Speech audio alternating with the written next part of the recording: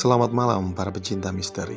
Tepat hari ini pada 17 Agustus 2024, di mana Indonesia sudah 79 tahun merasakan kemerdekaan oleh Belanda. Namun, ketika para penjajah telah dikalahkan, di dalam pertempuran tersebut, beberapa pejuang tidak kembali, termasuk ayah Rini. Malam itu, diselingi dengan suara jangkrik dan sahutan burung hantu. Ibu Rini menangis karena mengetahui peperangan telah usai. Namun, suaminya tidak ada kabar dan tidak kembali.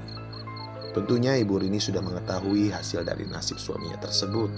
Walaupun sudah ikhlas jiwa dan raga dipersembahkan untuk negara, namun tetap saja rasa kehilangan tidak dapat ditampilkan di depan anaknya. Rini melihat ibunya yang menangis dari celah pintu kamar, dan Rini pun ikut bersedih karena tangisan ibunya tersebut. Lalu Rini pun mendekati ibu dan mencoba menenangkan ibunya. Ibunya Rini melihat ketegaran anaknya mulai mereda dan mencoba untuk tegar. Lalu ibunda Rini mengajak Rini untuk kembali ke kamar dan untuk tidur, serta mengajak Rini untuk berdoa kepada Tuhan agar ayahnya dapat pulang dengan selamat. Lalu mereka pun mulai tertidur. Di dalam tidur, Rini melihat peristiwa peperangan, di mana banyaknya korban yang berjatuhan dari kedua belah pihak. Lalu Rini melihat sesosok pria yang menyerupai ayahnya dan berdua dengan rekan seperjuangannya. Mereka berdua terlihat kehilangan arah dan menjauh dari rombongan pejuang lain, sehingga pergerakan ayah dan rekannya terlihat oleh Belanda. Lalu disergap dan mereka pun ditangkap. Di dalam mimpi tersebut, Rini terus mengikuti kemana ayah dan rekannya dibawa.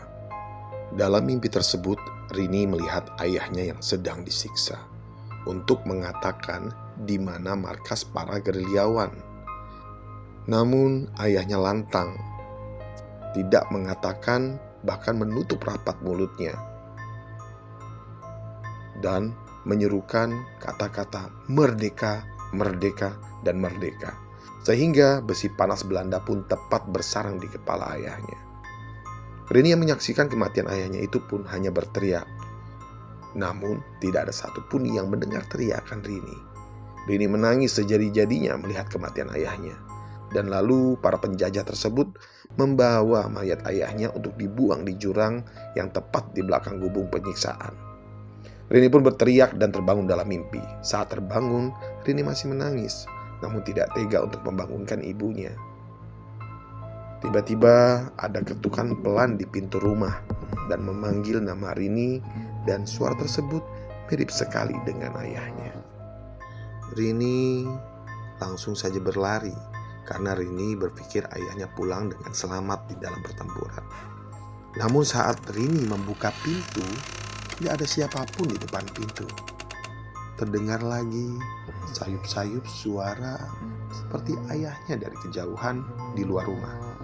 Benar saja, ada sesosok pria dengan kepala berlumuran darah dan memakai baju prajurit yang menyerupai ayahnya, melambaikan tangan memanggil Rini. Rini pun sebenarnya ketakutan, namun karena rindunya yang amat sangat besar, timbullah keberanian untuk mendekati sosok yang menyerupai ayahnya tersebut. Dan benar saja, saat didekati, sosok itu adalah ayahnya, walaupun dengan tampilan yang cukup menyeramkan. Lalu anak dan ayah itu pun bertemu, walaupun dengan dunia yang berbeda. Ayahnya hanya menitipkan pesan kepada Rini agar dapat membantu menemukan jasadnya dan dapat dikubur dengan layak, sesuai dengan apa yang telah diberikan mimpi oleh ayahnya tadi. Dan ayahnya pun menitip pesan kepada Rini.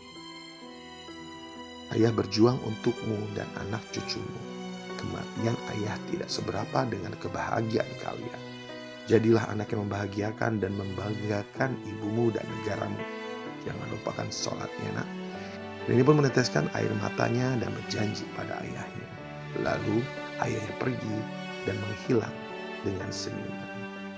Lalu besok pagi Rini pun menceritakan yang terjadi kepada ibunya, dan ibunya sempat tidak percaya. Namun dengan keyakinan dan meyakinkan ibunya pun akhirnya mencoba untuk menerima apa yang telah disampaikan oleh Rini. Lalu ibunya pun menemui komandan perang untuk membantu menemukan jasad ayah Rini.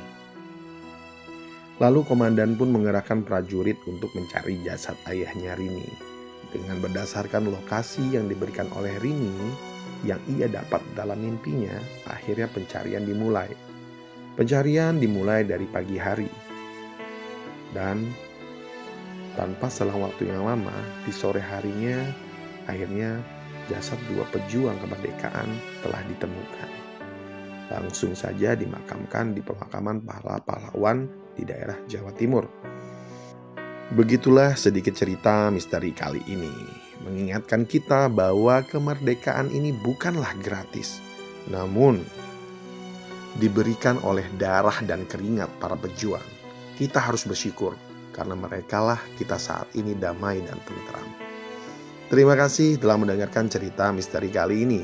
Segenap kru cerita misteri mengucapkan selamat Hari Kemerdekaan Negara Republik Indonesia yang ke-79. Merdeka, merdeka, merdeka. Tetap di cerita misteri.